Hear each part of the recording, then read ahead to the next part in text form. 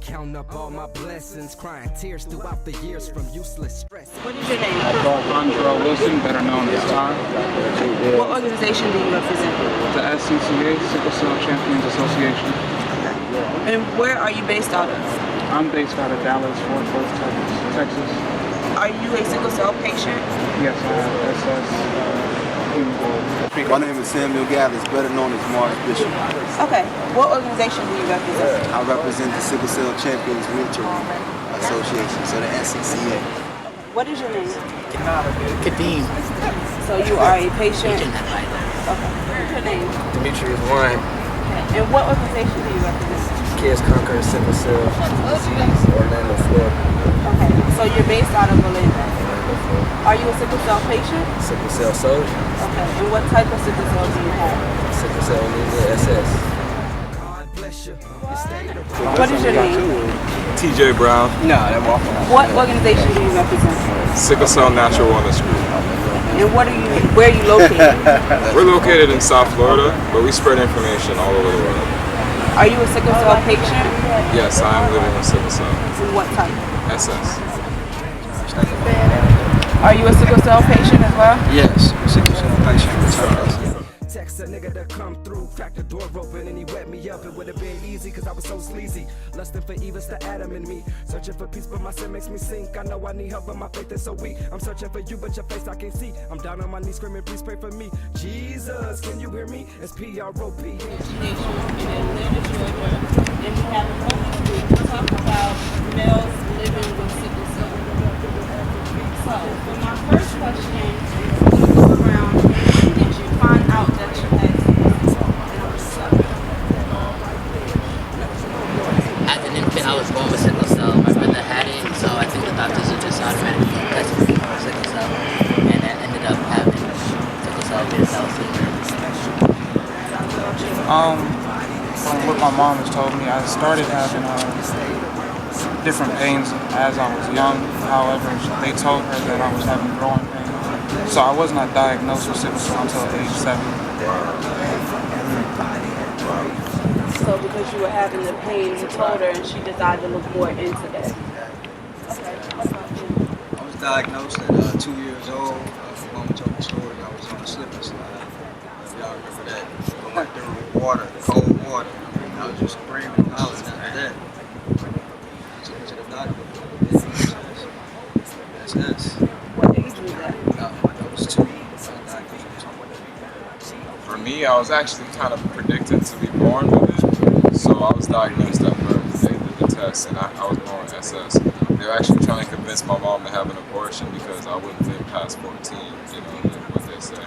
Was that because your parents knew they had the trait? Is that why? My mom knew she had the trait. We didn't know if my dad had a trait or not, but once they tested my mom, they were like, there's probably a big chance your son could be born with sickle cell because it's popular in Jamaica.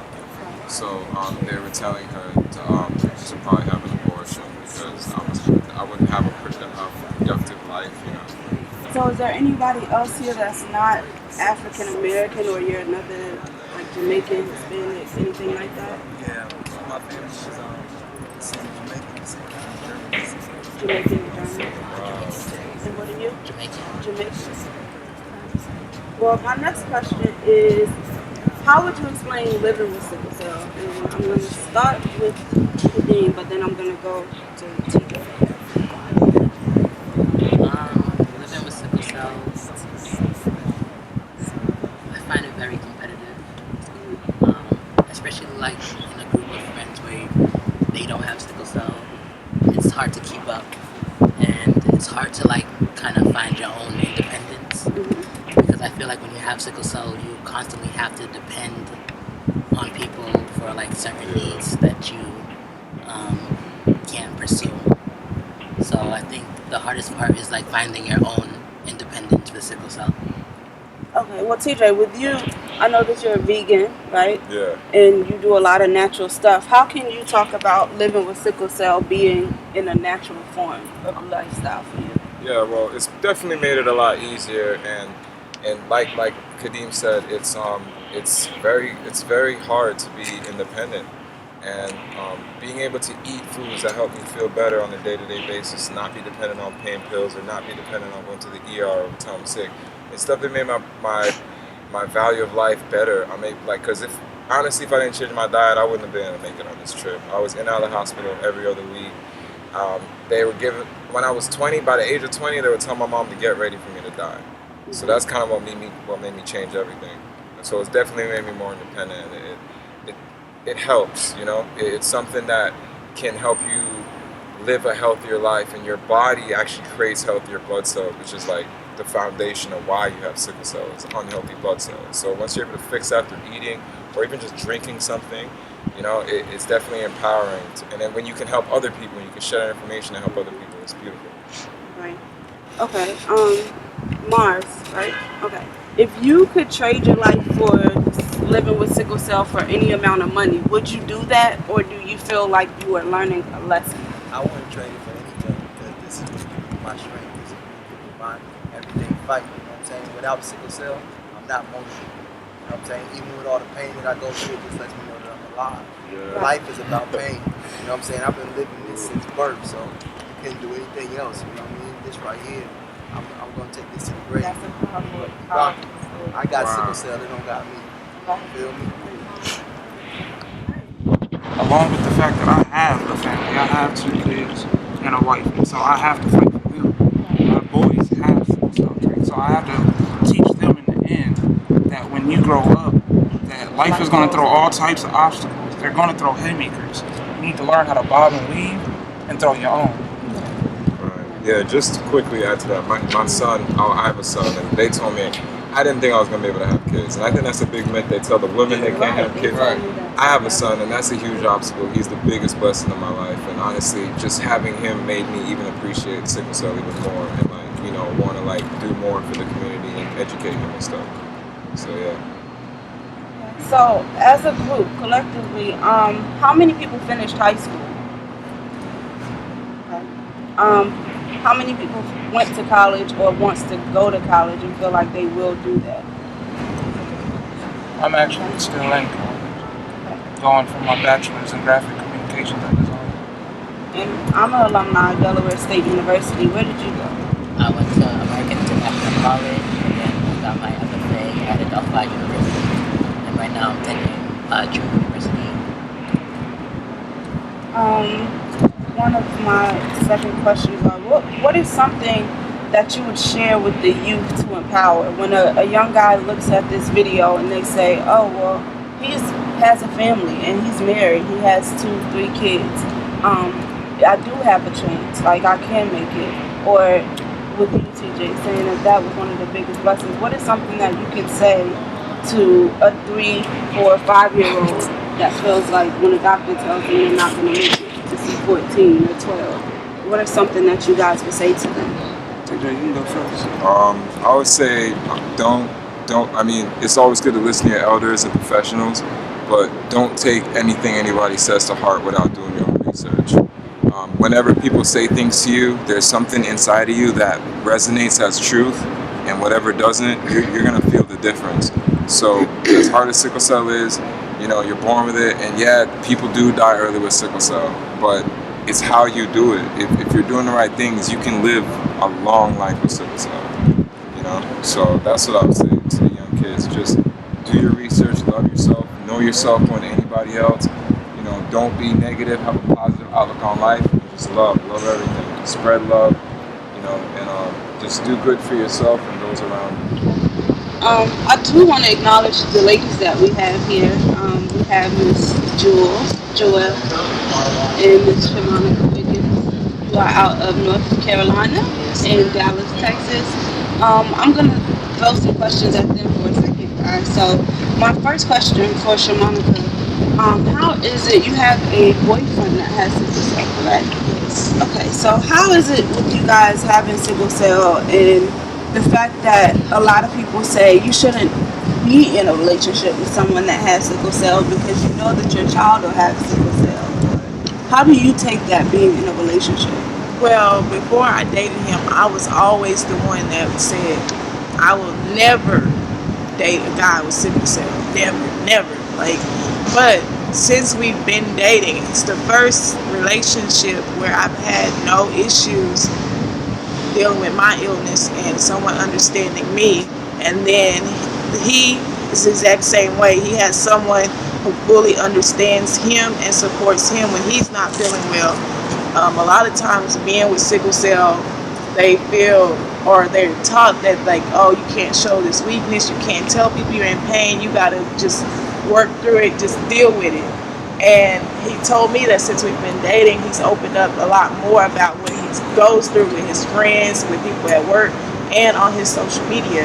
So I think it's been a positive aspect in both of our lives, because for the first time we have someone that doesn't give us issues when we're sick, doesn't give us issues when we can't get out of bed.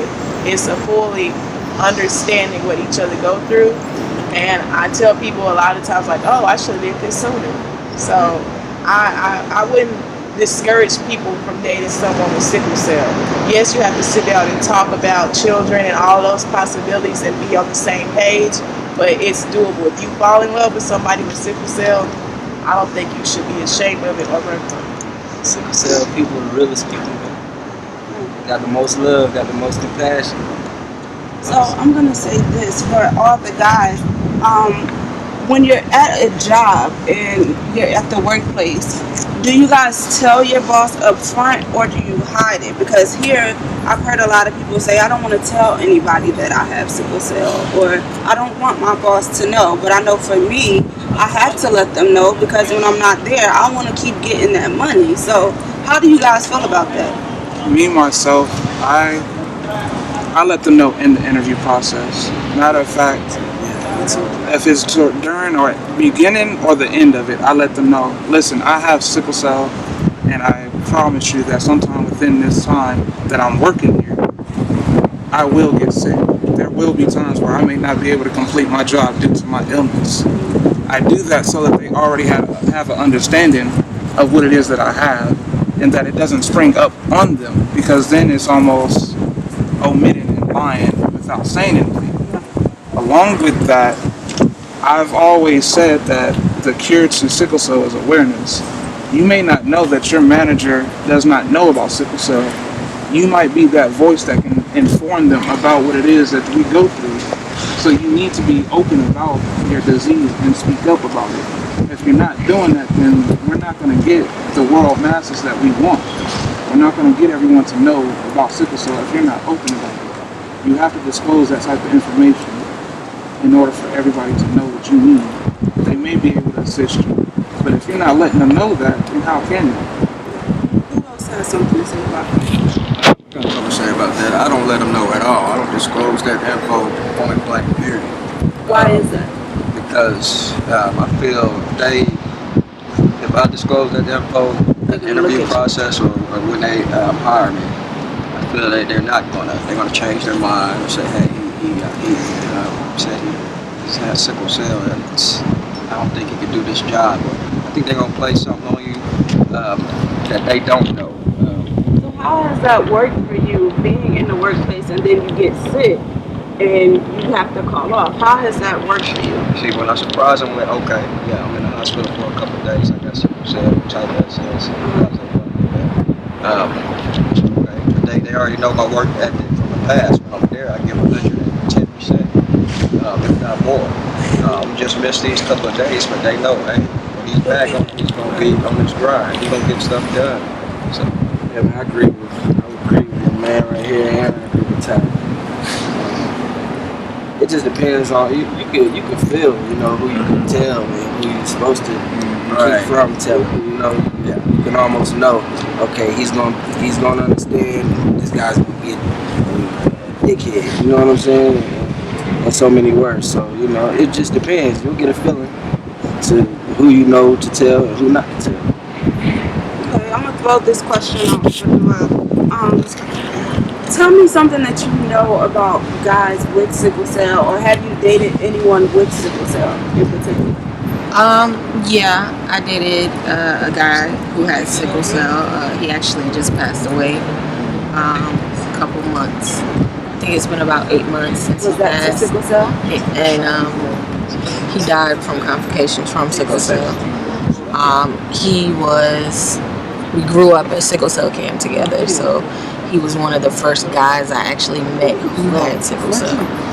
I know that it's extremely difficult for a man living with sickle cell than it is for, us females. I think it's also a compassion and sympathy factor that goes into, women dealing with sickle cell. And again, men have to be strong. Men have to be, the backbone. Men have to be this, powerful figure that they can't show weakness, or they don't want to show weakness. When I dated Donnell, he made sure that everything was taken care of. Even if he was sick in the hospital and said I needed something, he made sure that it was taken care of, even from the hospital, or even sick, or even down on money and businesses. Things like that, making sure things were still taken care of. And I would have to tell him, like, I need you to take care of yourself. I understand you're trying to take care of everybody else and trying to make sure everyone else is good, but sometimes you have to be selfish and take care of you, because if you can't take care, what's going to happen if you pass away or something? You know what I'm saying? Like, you got to think about that, and the loved ones that are around you and that want to see you live a healthy life. And with him, he really didn't take care of himself as far as health-wise. TJ's into natural wellness and eating right. He really didn't eat right. A lot of sugar, and again, I would always try and encourage him and tell him, like when we were together, babe, you gotta take care of yourself. I understand that you want to make sure everyone else is good, but what about you? You know what I'm saying? So that was my experience with, dating someone with sickle cell, just seeing it from the man point of view. And a lot of times, especially like ER and stuff, they look at men differently, like you're not supposed to be in pain type thing. So he definitely got treated a little bit worse than I did if I were to go into the emergency room. So I definitely commend all our fellas who are living with sickle cell and who are striving to be excellent in everything they do, because it's tough. This life we live is tough. It is. And you're gonna have your down days. You're gonna have those days where it's like, God, why me? Like, why? But you have to push through. You have to be positive. You have to empower yourself. You have to encourage yourself and say, I can do this. I can do this. No matter if I do have sickle cell and the obstacles that I do face, I can overcome it.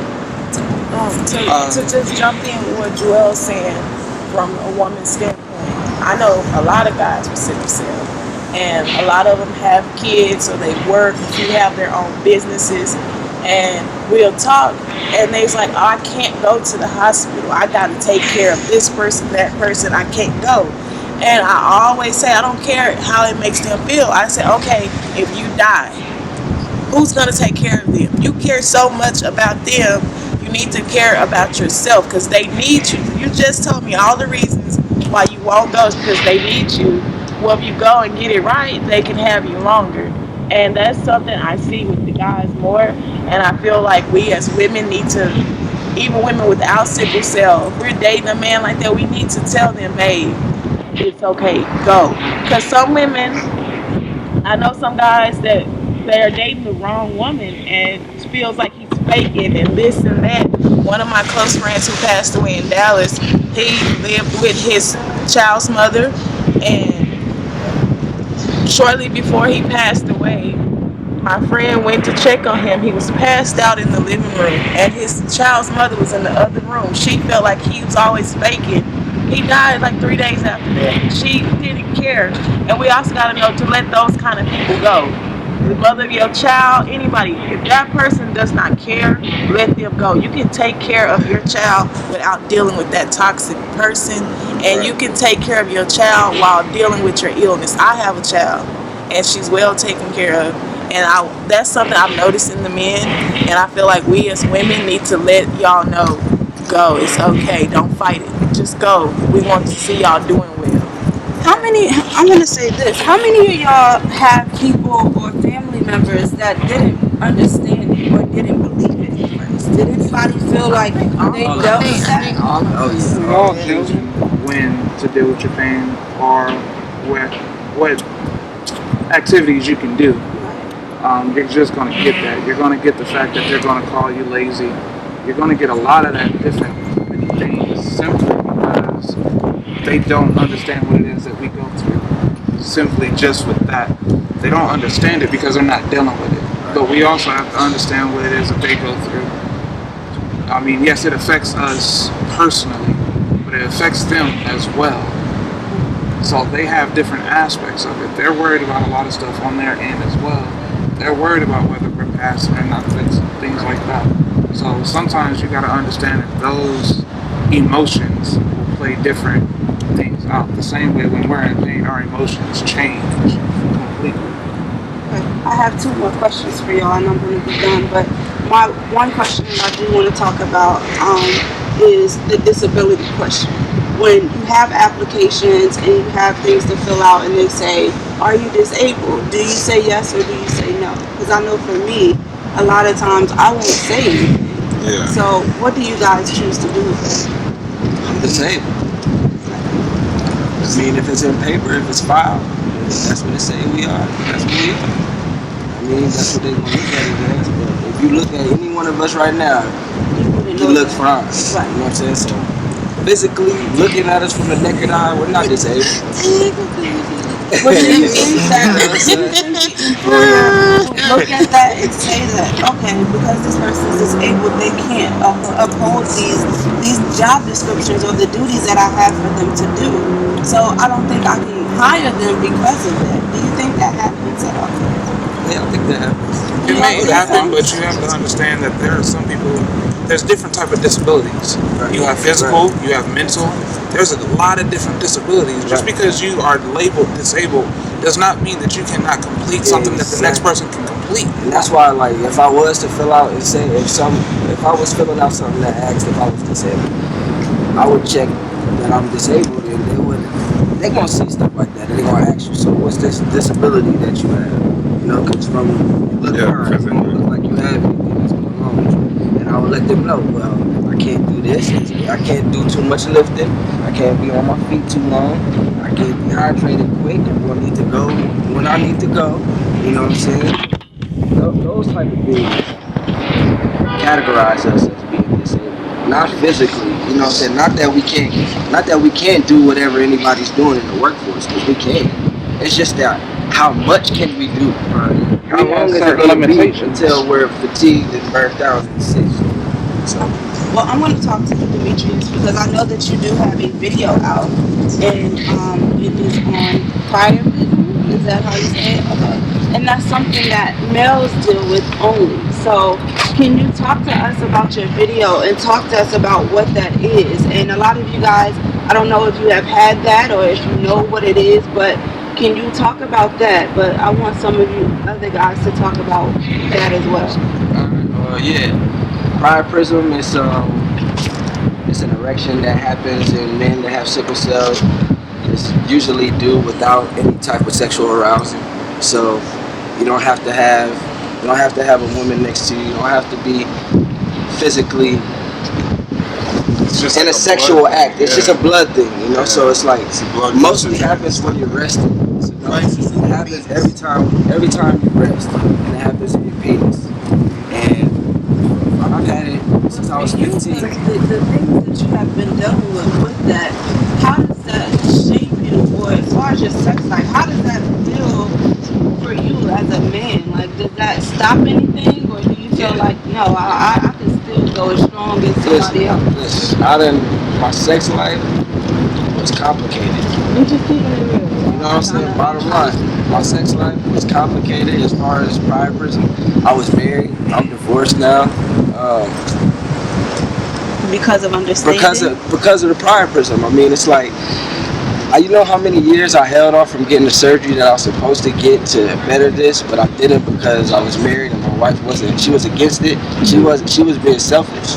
Yeah. You know, so it's like, just like you said, you got to cut off those toxic people that's around you. So that when I got divorced, I finally got the surgery, and it's been helped. I mean, since I was 15, I had priapism every night, every single night since 15, and like since 2010 to 2015, every single day. It's not one night. I wasn't getting no rest. I wasn't getting no sleep at night. I mean, that's why I had to have the surgery. And it hurt, like physically? 28.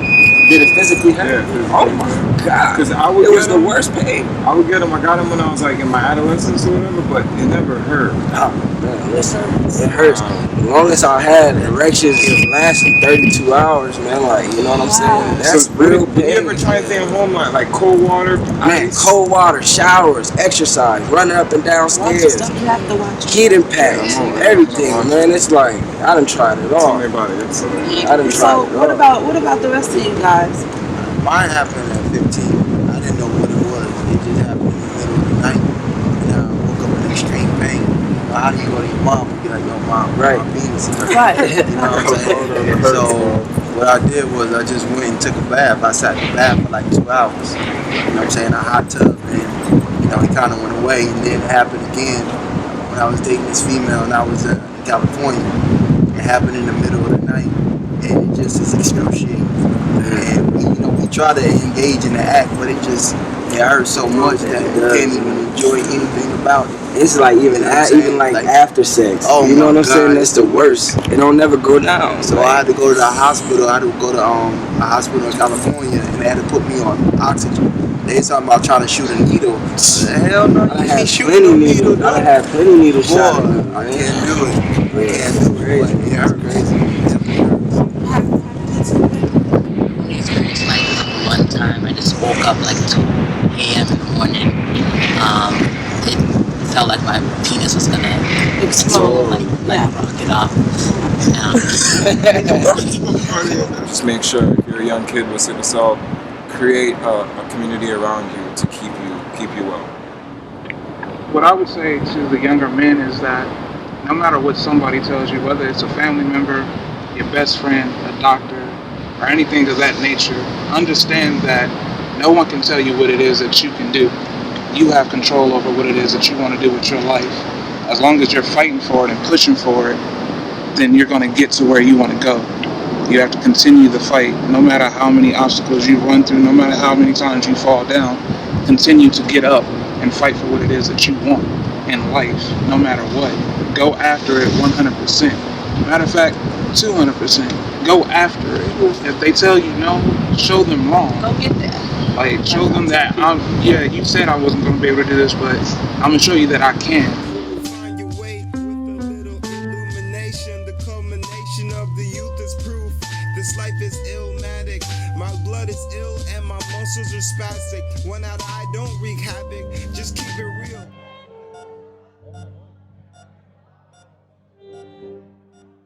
Don't be shy, roll the dice.